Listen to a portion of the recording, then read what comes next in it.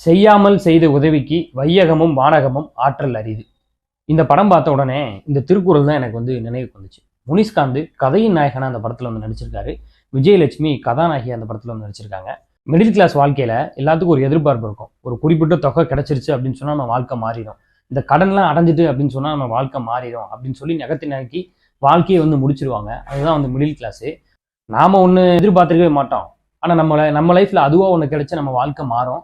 அந்த வாழ்க்கை மாறப்போதும் தெரிஞ்சதுக்கப்புறம் அந்த மிடில் கிளாஸ் லைஃப்ல இருந்து நம்மளாம் ஹை கிளாஸ் ஆக போகிறோம் அப்படின்னு சொல்லும்போது ஒரு மெத்தனை இருக்குல்ல, அந்த மெத்தனை தேவை கிடையாது. இங்கே வாழ்க்கையை எளிமையான முறையில் வாழலாம்.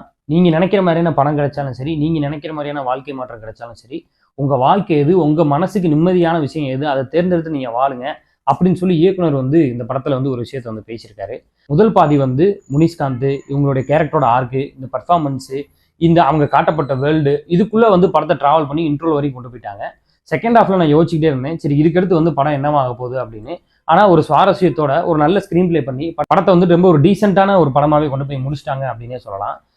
இந்த படத்தினுடைய பெரிய டிராபேக் என்ன அப்படின்னா, படம் ஸ்லோவாக போகிறது தான். சில காட்சி அமைப்புகள் நிதானப்படுத்தி எடுக்கப்பட்டிருக்கலாம். ஆனால் இருந்தாலும் அந்த சில இடங்கள் நம்மளுக்கு என்ன கொஞ்சம் ஸ்லோவாக போகிற மாதிரியான ஒரு ஃபீல் இருக்கே அப்படின்ற ஃபீலை நம்மளுக்கு கொடுத்துருச்சு அப்படின்னு சொல்லலாம். ஆனால் 2 மணி நேரம் தான் அந்த படம் ஓடுது. ஆனால் தமிழில் இந்த மாதிரியான படங்கள் எடுக்கும்பொழுது அதை ஃபீல் குட் ட்ராமான்னு சொல்லிடுறாங்க. இதே படம் மலையாளத்தில் எடுக்கும்போது பார்த்தீங்கன்னா பரவாயில்ல, கிளாசிக்கலான ஒரு படம் பண்ணியிருக்காங்களே அப்படின்னு சொல்லிடுறாங்க. இது வெறும் ஒரு ஃபீல் குட் ட்ராமா மட்டும் இல்லாமல் முனிஷ்காந்த் அவர்கள் கதையின் நாயகனாக நடித்த ஒரு நல்ல ஒரு கிளாசிக்கான ஒரு ட்ராமா படம்.